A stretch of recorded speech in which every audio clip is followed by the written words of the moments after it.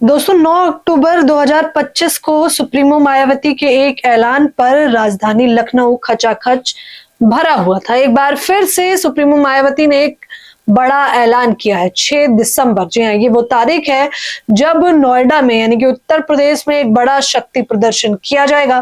तैयारियां अभी से शुरू हो गई हैं, लेकिन आखिरकार वो कौन सी खबर है जिसने राजनीतिक गलियारों में न केवल हलचल मचा दी है बल्कि ये तस्वीर भी साफ कर दी है कि वर्ष 2027 के चुनाव में क्या होने वाला है। इस खबर से कहीं ना कहीं आप इनकार तो नहीं कर सकते हैं कि सत्ता पक्ष और विपक्ष की तमाम पार्टियों में खलबली मच जाएगी। आपको याद होगा कि 9 अक्टूबर की वो तस्वीर जो सोशल मीडिया पर जमकर वायरल हुई, उस तस्वीर में देखा जा सकता था कि सुप्रीमो मायावती के एक ऐलान के बाद उत्तर प्रदेश जाम हो गया था। चारों तरफ केवल बहुजन समाज पार्टी और बहुजन समाज के लोगों की ही बात हो रही थी।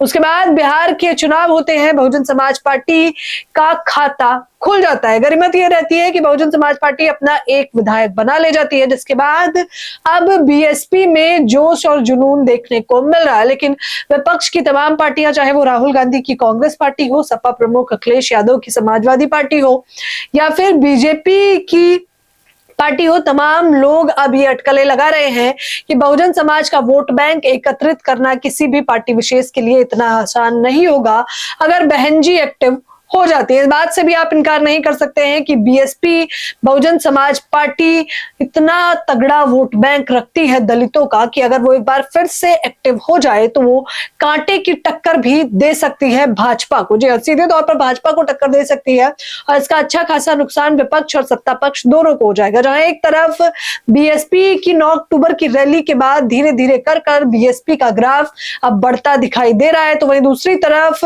बहुजन समाज पार्टी के लोग और बीएसपी से जुड़े लोग एक बार फिर से एक्टिव होने लगे। जो बीते कुछ सालों में आपने देखा होगा कि चंद्रशेखर आजाद की तरफ रुझान करने लगे थे, आजाद समाज पार्टी को अपनी नई पार्टी के तौर पर स्वीकार करने लगे थे, लेकिन अब एक बार फिर से जब बीएसपी एक्टिव मोड में नजर आ रही है तो सत्ता पक्ष और विपक्ष में तो खलबली है, लेकिन कहीं ना कहीं आजाद समाज पार्टी में भी इस बात का डर है कि अगर बीएसपी एक्टिव हो जाएगी तो एसपी को उतनी जागरूकता से लोग नहीं स्वीकार करेंगे, इसमें कोई दो राय भी नहीं। अब देखना होगा 6 सितंबर को क्या कुछ होता है। 6 सितंबर की जानकारी दे दे तो आपको बता दें कि 6 दिसंबर को, माफी चाहेंगे, 6 दिसंबर को 2025 को एक महा रैली होने वाली है। खबर की पुष्टि आप सीधे तौर पर देख सकते हैं। स्क्रीन पर आपको दिखाई दे रहा होगा कि न्यूज चैनल के माध्यम से खबर, बिहार में एक सीट जीतते ही बीएसपी का जोश हाई, अब नोएडा में मायावती दिखाएंगी ताकत।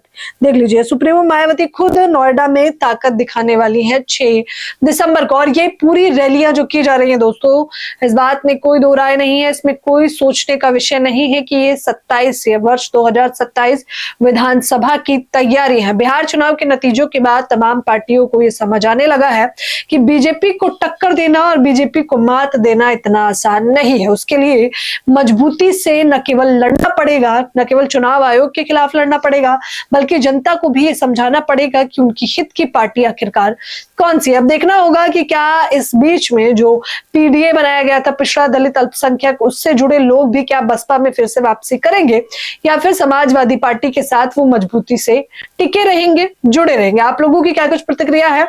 और सुप्रीमो मायावती के इस ऐलान के बाद 6 दिसंबर 2025 को महा रैली के ऐलान के बाद आप लोग भी मुझे अपनी राय जरूर दें। धन्यवाद।